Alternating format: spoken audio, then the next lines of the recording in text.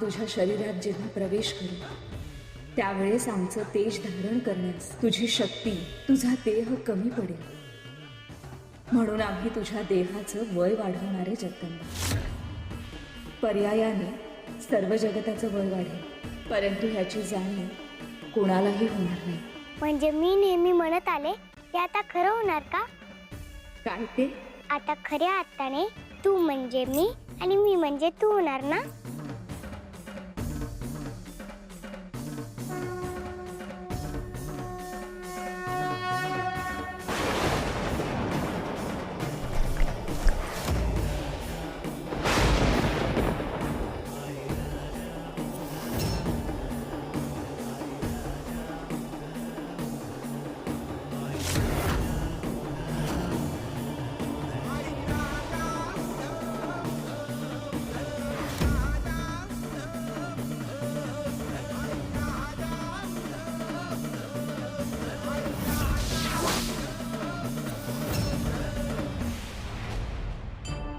लोकांच्या कल्याणासाठी आणि भूलोकाच्या उद्धारासाठी आम्ही ही नवी परीक्षा एका नव्या रूपात द्यायला तयार आहोत.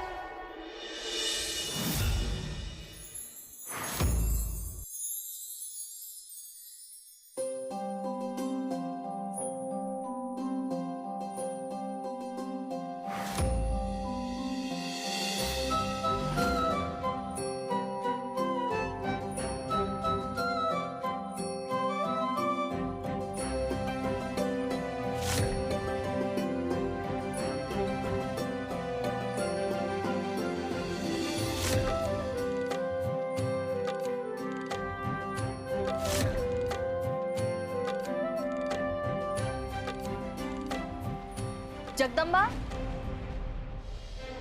जगदंबा, जगदंबा.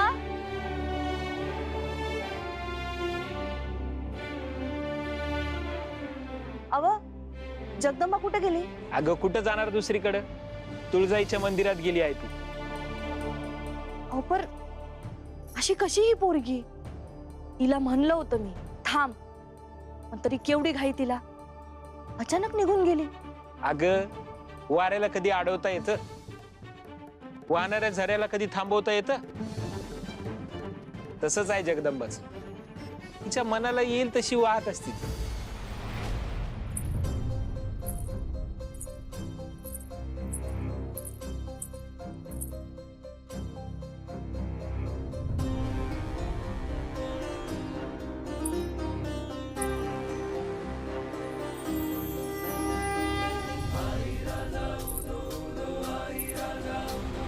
अहो पण आता लहान राहिली आहे का ती? मोठी झाली आहे तर ती सारखी लहान असल्यागत वागत असते.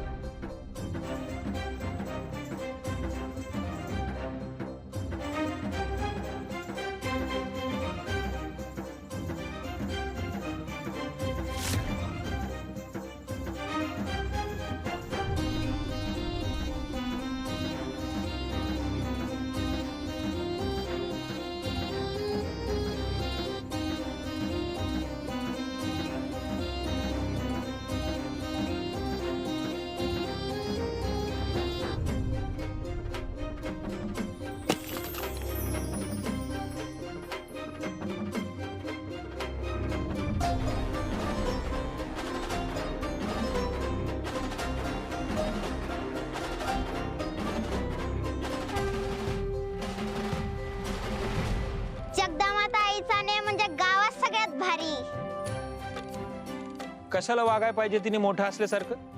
जगू दे की तिला तिचं. तू एकटीच आहे तिची गाराणी करणारी, बाकी समद्या गावाची लाडकीच आहे ती.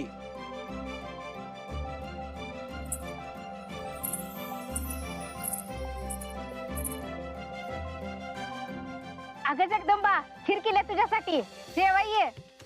येते काकू.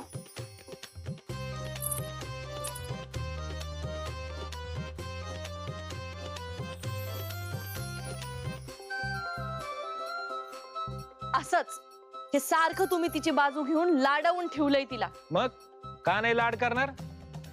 लाखात एक लेख आहे माझी. तुळजाईचा आशीर्वाद आहे तिच्या पाठीशी.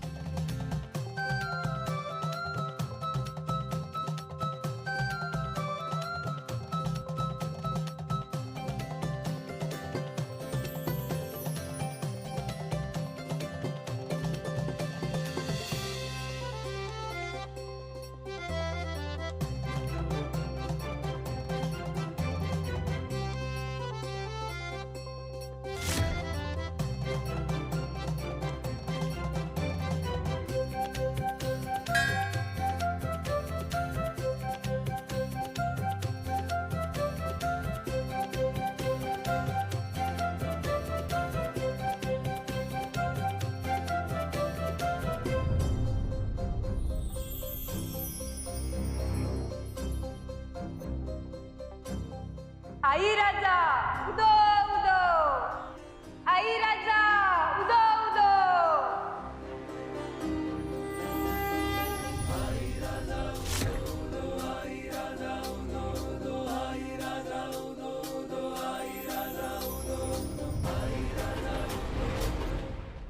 जगदंबा आणि तुळजा अखेर एकरूप झाल्या. पण ह्यामुळे सृष्टीच्या चक्रात खूप घडामोडी घडल्या आहेत. असुर जगदंबाचे व्रत मोडू शकले नाही आणि हे व्रत पूर्ण झाल्यावर काय होणार आहे हा प्रश्न त्यांच्या पुढ्यात सतत होता.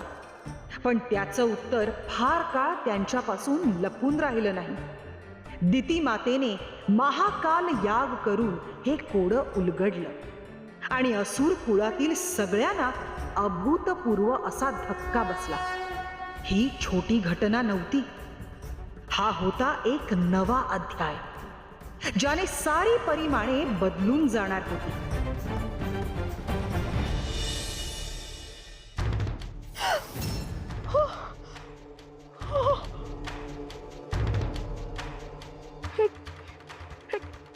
हे काय? पांढरे केस?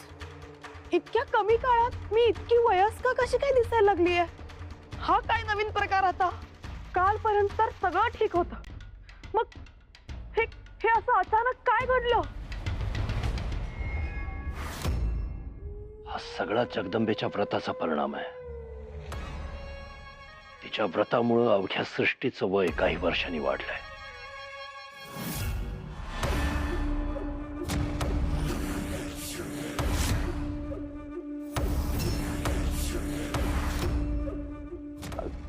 अवघ्या सृष्टीचा? माफ करा, पण तुम्हाला असुर सम्राज्ञींना काहीच कसं काही नाही झालं मग?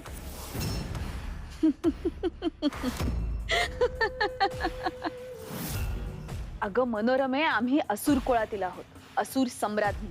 त्यामुळे अशा गोष्टी आम्हाला लागू होत नाही. म्हणजे माझ्यावरच हे संकट पुन्हा?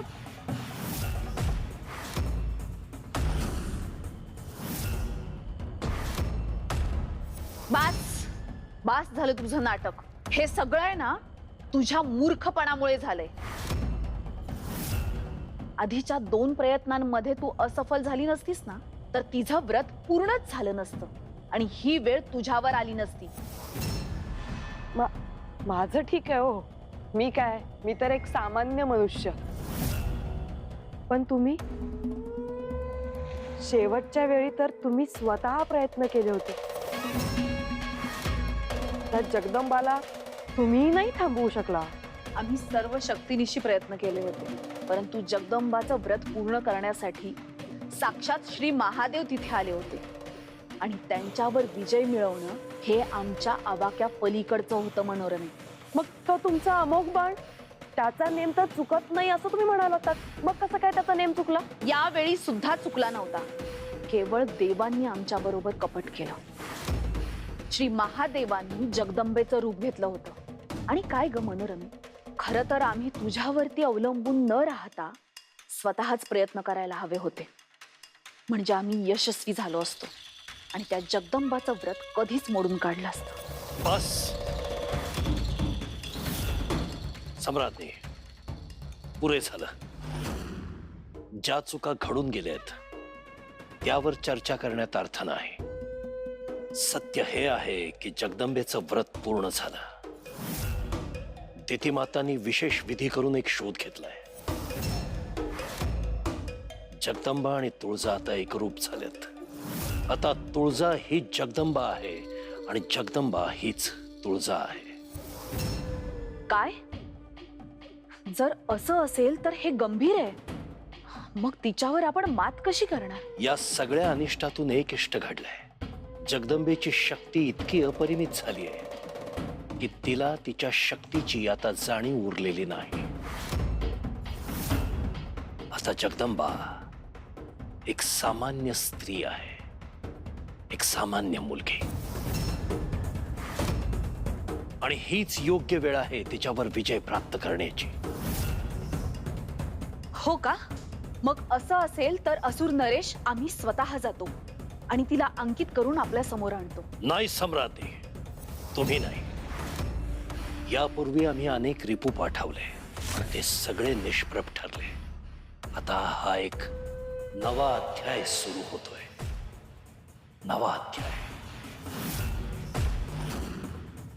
आता आम्ही स्वतः जगदंबेवर आक्रमण करू. तिला तिच्यातील आदी शक्तीची, तुळजेची जाणीव होण्याआधीच आम्ही जगदंबेवर नियंत्रण मिळवणार. आम्ही तिला अंकित करणार. असुर नरेश, आपल्या सामर्थ्याबद्दल आम्हाला अजिबात शंका नाही. पण हे आपण साध्य कसे करणार आहात?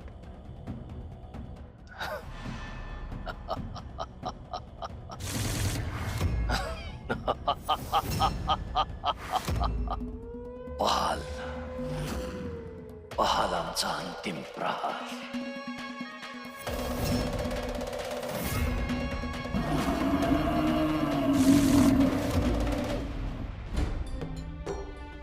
जगदंबा आणि तुळजा एकरूप झाल्या आहेत याची असुरांना पूर्ण कल्पना होती. मात्र या भूलोकावर कुणालाच नव्हती. अगदी जनक आणि गंगाई सुद्धा अनभिज्ञ होते. जगदंबाने बालपणी जे केलं त्याच्या आठवणी त्यांच्या मनात होत्या. आपल्या मुलीला असुर आपल्यापासून हिरावून नेतील ही भीती सुद्धा मनात होती.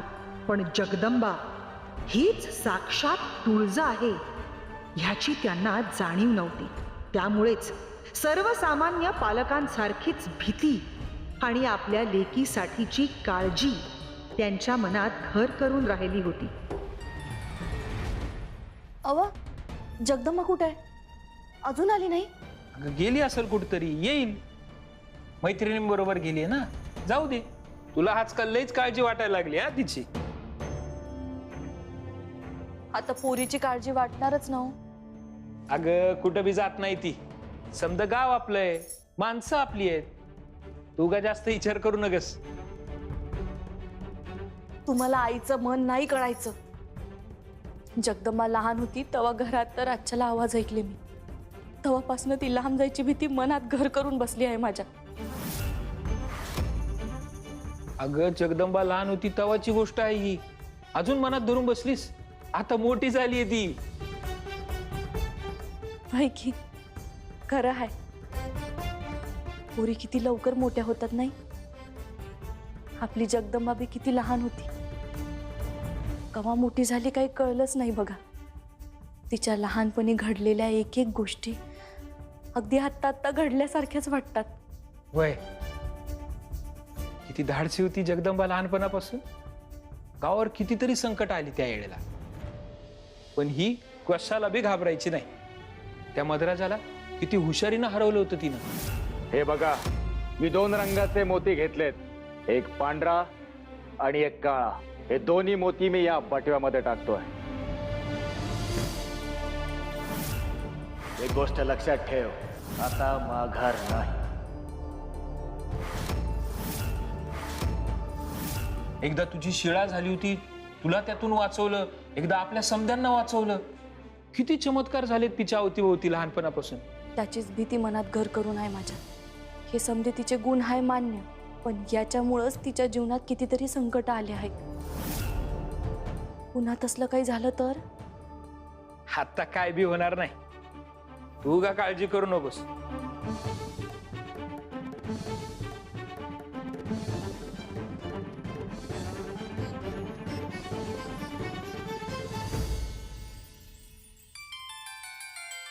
अव ऐका ना, माझ्या डोसक्यात एक विचार आला आहे.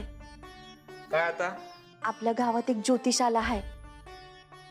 त्याच्यापासून बऱ्याच गावकऱ्यांना फायदा बी झाला आहे. जरा विचित्रच आहे वागा बोलाया, पण लय चमत्कारी आहे. आपण आपल्या जगदंबाची पत्रिक काढून घ्यायची का त्यांच्याकडून? म्हणजे जगदंबाचं भविष्य बघायचं? कशा पायी? तिच्या आयुष्यात पुढं काय लिवलं आहे हे कळाय ना ग. समजा काही अडचणी लिवल्या असतीलच तर आपल्याला त्याच्यावर उपाय बी करता येईल. भविष्यापेक्षा त्या माणसाच्या कर्मावर तुमचा विश्वास आहे हे ठाव आहे मला. तर माझं बी आईचं काळीज आहे. एकदा दाखवून येऊया ना माझ्या समाधानासाठी. ठीक आहे, बघू जगदंबाच्या नशिबात काय लिहिलं आहे ते. अव आपण आत्ताच निघूया का?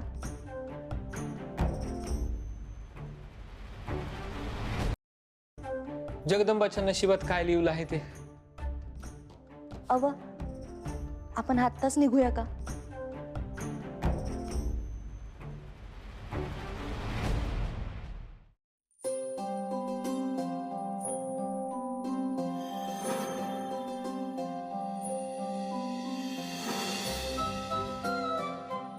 जगदंबा, अगं तू किती छान माळा करतेस ग. कसं करतेस ग? ए मला पण शिकव ना ग. अगं मी कुठं काय वेगळं करते, तुमच्यासारखंच तर करते की. आपण देवी आईसाठी माळ करतो, मग थोडंसं भक्तिभावाने आणि मनापासून फुलं ओली ना की सुंदर माळ तयार होते. ही अशी.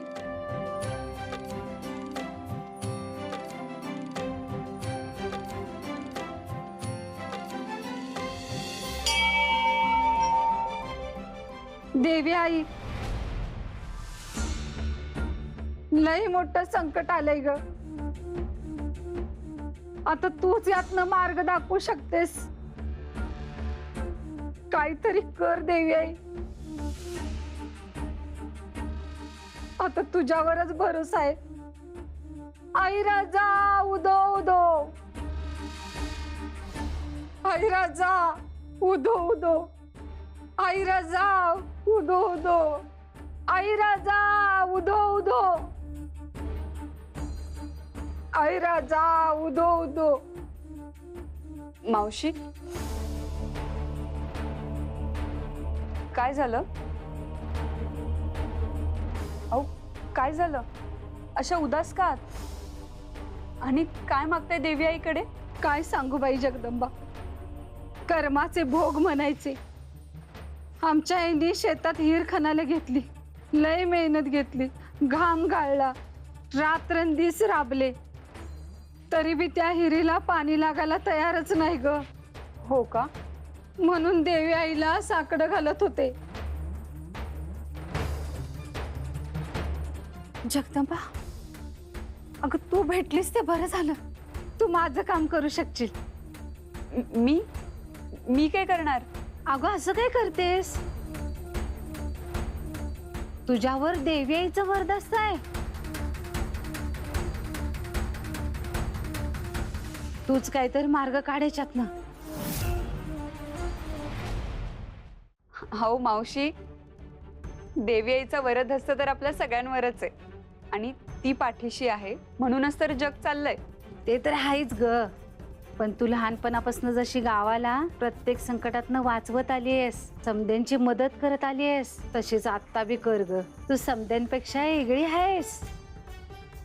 तुझ्यात काहीतरी खास गोष्ट आहे.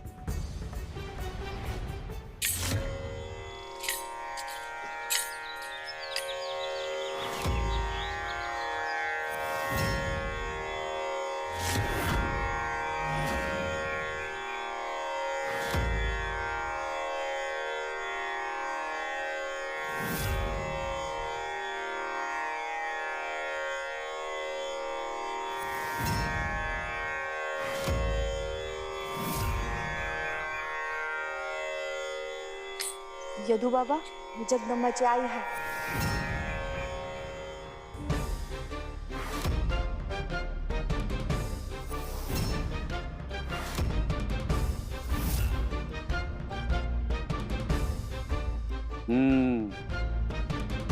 जाणून घ्यायचे तिच्या नशिबातले भोग आणि ग्रह ताऱ्यांचे तिच्या आयुष्यातले योग.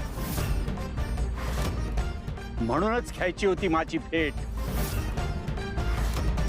पोरीच्या आयुष्याविषयी बोलावं का थेट?